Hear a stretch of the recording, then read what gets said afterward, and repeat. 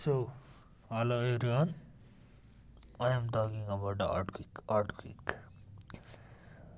Earthquake, a phenomenon during the occurrence of which the earth's crust is set shaking for a period of time.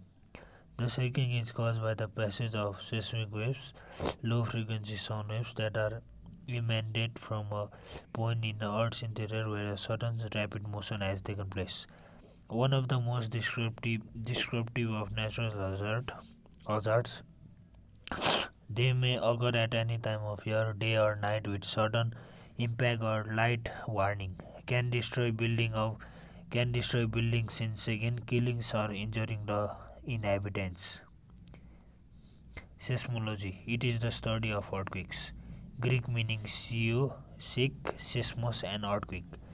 When a stone is thrown into a pool, a series of waves spreads through the water in all directions. Similarly, when the rocks are suddenly disturbed, vibrations straight out in all the direction from the source of the disturbance. Example, when hammering a large boulder of rock. Earthquake occurs during certain moments along faults. During long period of slow deformation, elastic strain builds up between the rock bodies on opposite sides of a fault. Slip along the fault is prevented by friction until a threshold of strain is exceeded.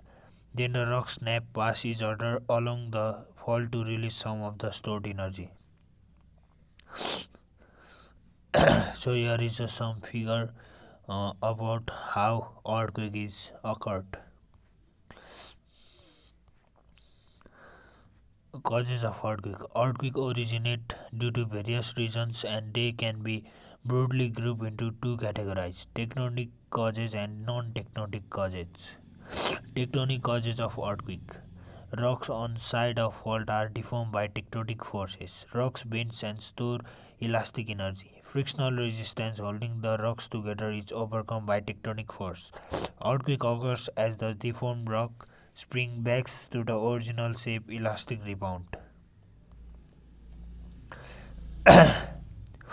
Focus or hypocenter, the point or place below the surface of Earth from where the earthquake starts after release of the accumulated energy is called focus or hypocenter. Shock waves are produced in this particular point or place and travel in all directions causing vibrations. Epicenter, the point on the Earth's surface vertically above the focus is epicenter. The shock of earthquake is force experienced at the epicenter and maximum damage is also there. Non non-tectonic causes of earthquake. Apart from tectonic cause, many other reasons are also responsible for the occurrence of an earthquake. Volcanic explosion upon release of expansion of gases and lava, faulting within the volcano resulting from pressure in the chamber of molten rock, collapse of the center of volcano resulting from the pressure in the chamber of molten rock, rock fall and avalanches in mountains, large landslide, abrupt descending of drowning water from higher altitude, collapse of underground voids, caves or mines or backfillings, large scale blasting, dam failure under the pressure of impounding water, passage of heavy transport, working of heavy machinery. Seismic waves. When any disturbance causes earthquake, the shaking travels in the forms of waves. These elastic waves called the seismic waves are generated. These elastic waves called the seismic waves are generated at focus and are radiated like ripples. These elastic waves are considered to be the outcome of elastic deformation of rocks. As all elastic bodies are subjected to as elastic bodies are subjected to two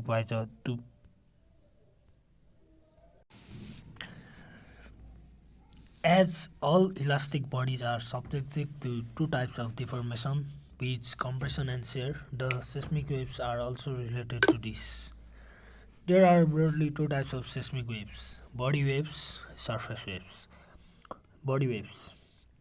These waves travels within the earth from the focus. Surface waves. When the body waves reaches the epicenter, they radiate in all directions by traveling on the surface of earth. So these waves are surface waves. Types of body waves: primary or P waves.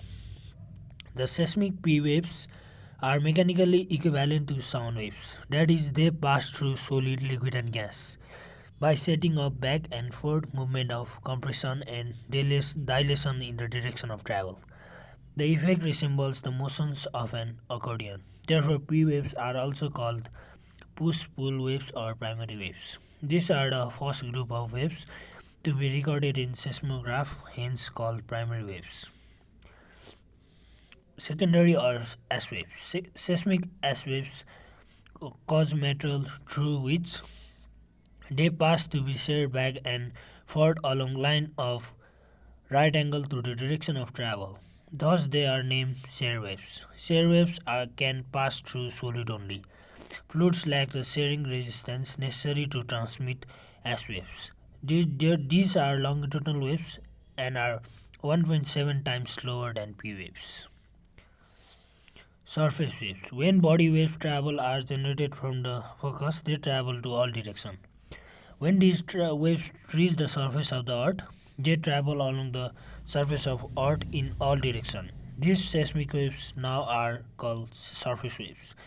There are two kinds of surface waves, lobe waves and Rayleigh wave. Rayleigh waves. So lobe wave. Lobe wave is named after the geophysicist A.E.H. Loeb. These these wave, though slower than S wave, has different type of vibration. They cause horizontal ground movement perpendicular to the path of propagation. Propagation. During an earthquake, lobe waves are felt as gentle side to side swaying. It is a surface motion where only horizontal motion is present. Rayleigh wave. The second kind of seismic surface waves causes the land surface to roll up and down as water waves on the sea. In this case, both vertical and horizontal motion is present. Named after Lord Rayleigh, British physicist. The motion is in the vertical plane. The motion is an ellipse. The short choppy Rayleigh waves cause extensive damages to buildings during an earthquake. Seismograph. It is the instrument to measure earthquake. In recording earthquake, we need to know the direction and the amount of earth motion. The mechanical problem is that the instrument itself must be resting on the ground and will therefore also move with the ground. To record an earthquake, a very heavy mass such as iron ball might be suspended from the very thin wire or from the flexible coil spring. Mm, the movement of the ground in relation to the stationary mass is recorded on a rotating drum or other device. So here is a figure. Mm, mm, mm, mm, mm. Seismic fault. Location of epicenter. The earthquake in any part of the world is sensed and recorded by seismograph all over the world. To find out the epicenter of the quake, exactly epicentral distance is calculated. D is equal to T PS PP by PP minus PS, where T is equal to time interval between the arrival of primary and secondary wave. PP and PPS is equal to velocity of PV and S waves respectively. Here PP is greater than PS. The epicentral distance from at least three seismological stations are calculated for exact location of epicenter. The data from one station gives only the distance from epicenter, which could lie anywhere in the circle center at the station. When more than three such circles meet, a small area is intersected. The more the data from many stations, the more accurate will be the location of epicenter.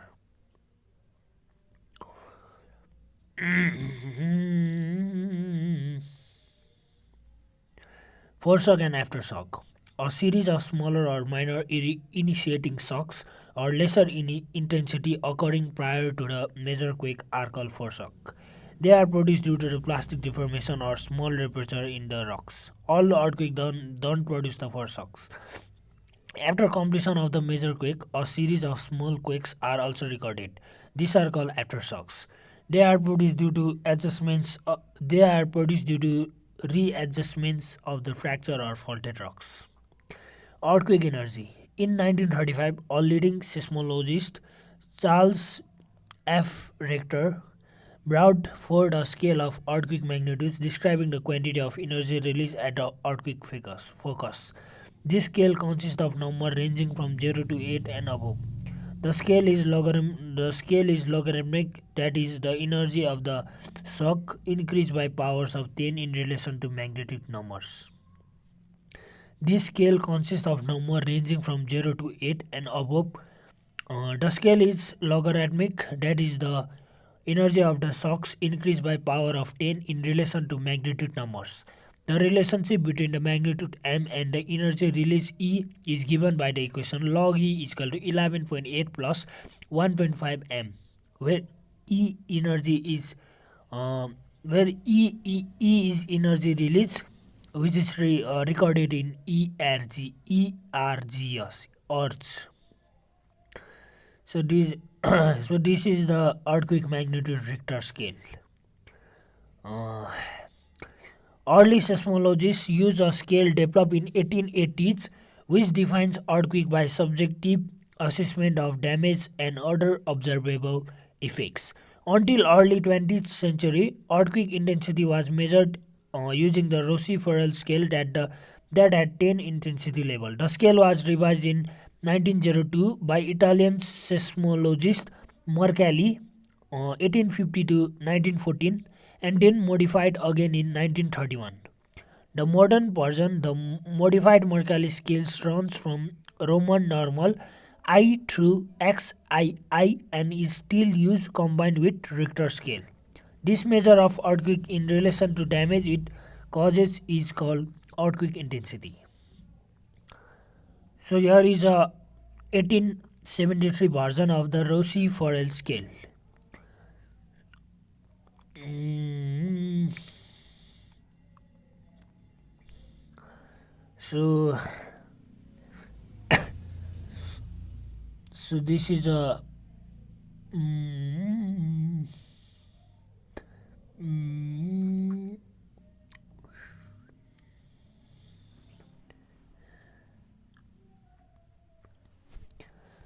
instrumental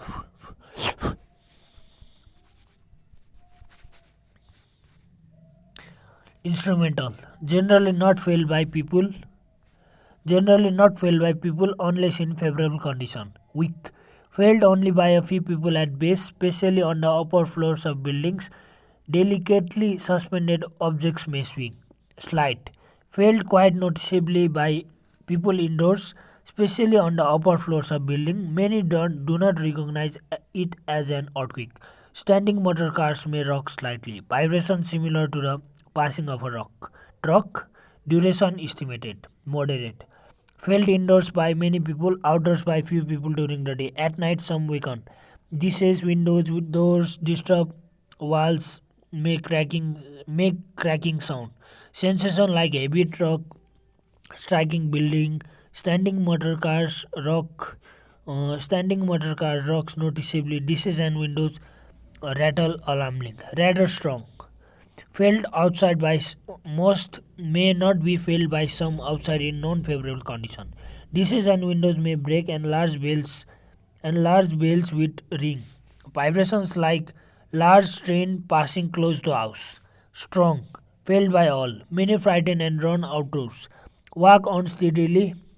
Windows, dishes, glasswares broken. Books fall off shelves. Some heavy furniture move or overturn. A few instances of fallen plaster damaged site. Very strong. Difficult to stand. Furniture broken. Damage negligible in building of good design and construction. Slight to moderate in well built ordinary structures. Considerably damaged in poorly built or badly designed structures. Some chimneys broken. Noticed by people driving motor cars. Destructive. Damage slight in specially designed structures. Considerably in ordinary substantial building with partly collapse. Damage great in poor building structures. Fall of chimneys, factory stacks, columns, monuments, walls, heavy furniture move. Violent, generally panic. Damage considerably in special design structure, well designed frame structure thrown out of a plumb. Damage great in substantial building with partial collapse. Building shifted off foundation. intense. Some well built wooden structure destroyed. Most masonry and frame structures destroyed with foundation rails bent.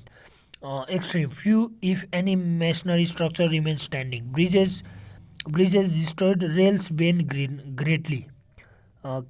Cataclysmic. Total destruction. Everything is destroyed. Lines of sight and label distorted.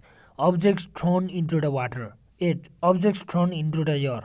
The ground moves in waves or ruptures. A large amount of rock move position. Landscape altered or leveled by several meters. Several meters. In some cases, even the routes of rivers are changed. So this much for today. Thank you.